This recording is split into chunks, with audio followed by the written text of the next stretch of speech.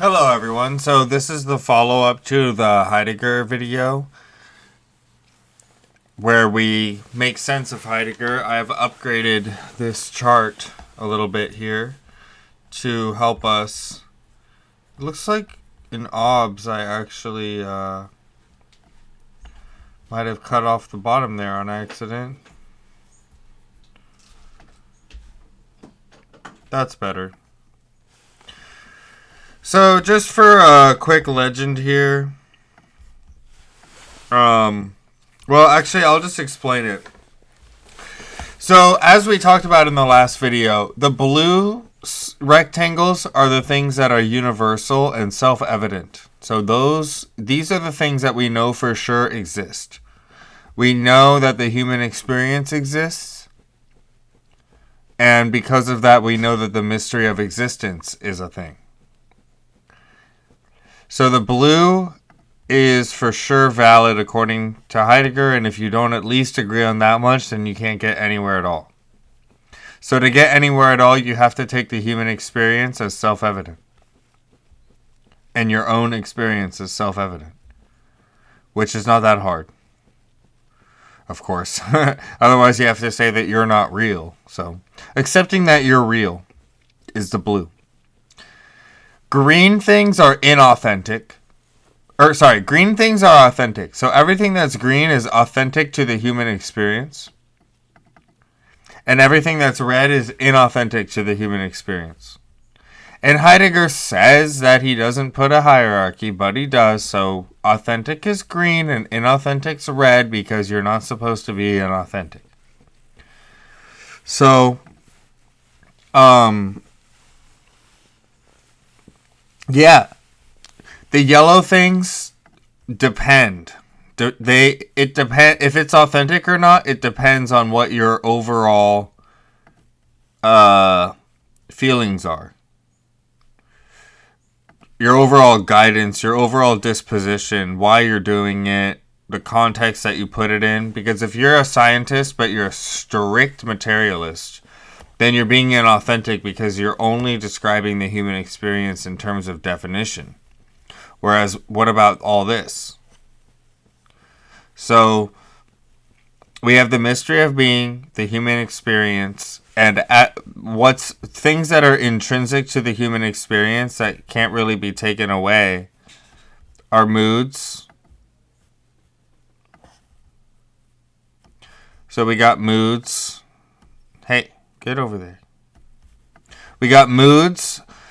We got the passage of time as part of experiencing moods and being alive. So the passage of time is part of the human experience because you're toward death. So actually, death... The passage of time's significance technically does come from death. But it's also, in my opinion, very intrinsic to the human experience, even if you weren't going to die. I think that even if you lived forever, time would still have to matter for you to be human. Otherwise, I wouldn't call you human anymore. So, regardless, we do have moods. We experience moods. And we have the passage of time. And we have the fact that we have lack of control over our fate. And we're destined for death. That's what Heidegger means when he says falling.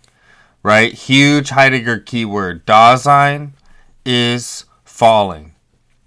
Dasein is falling. As part of the human experience is understanding that you can't prevent your death, no matter what you do.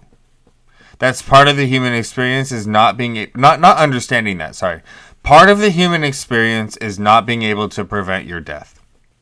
Dasein is falling. So from death. That's one thing that you can't escape from. It's part of your fate because we're anti-entropic and our universe is not. From the fact that you're alive, you get care and world of concern, and all living things have this. It's how Aristotle defined life. Anything that has anything for which you can define a world of concern is alive, in the sense that, even a bacteria cell has things that are good and bad for it. Alcohol's bad and food is good. At least I hope alcohol is bad for the bacteria. Otherwise, we got a really bad problem on our hands. A giga super bacteria. I think there's actually ones that are resistant now, messed up as that is. That's part of the fact that we're falling, right? Like COVID. I'm actually about to go get my COVID booster shot because we're falling. We don't have control. We have some control. We can run away from death, but we can't escape it. And so we have to care about things because we can hurt ourselves. The world can hurt us. And that's where anxiety comes from. Very authentic. And then it's where guilt comes from because you can do something bad as in the context of your world of concern. Very authentic. You got being towards death. And then finally, it ends with the ecstatico-horizontal unity of temporality, which just means accepting, living your whole life as part of its big journey from birth to death, living in that context instead of moment to moment. So horizontal unity of like the time chart.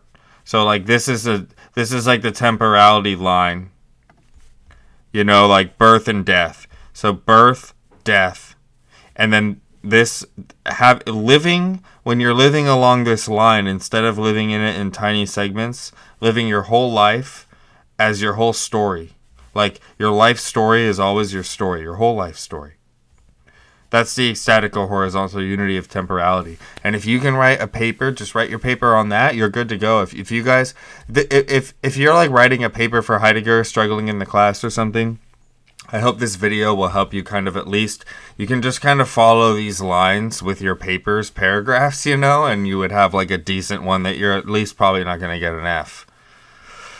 And that's why science and definition are inauthentic to Heidegger. So you can talk about why being toward death is authentic, and science, being a materialist, a strict materialist, is inauthentic. And rhetoric, whether or not rhetoric is authentic, depends on whether or not it's authentic to your actual moods and true inner self.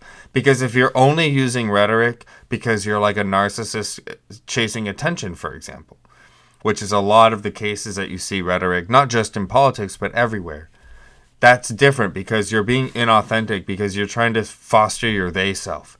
If the rhetoric comes from your they self, then it's not authentic. Whereas if you're David Applewhite and the rhetoric comes from your inner self and you prove it with sacrifice, then it's authentic rhetoric. And neither of it is logical. None of that's logical. Nothing about David Applewhite's logical, right? But it's authentic. Cool, guys. I hope that that's a good enough understanding. I gotta leave to get my COVID booster shot now. So, yeah, I'll upload this video. I think it's a great follow-up, hopefully, and it helps some people write some papers or understand Heidegger a little better. If I got anything wrong or you disagree, light me up in the comments. Just tear me down, please. It's cool. Thank you, guys.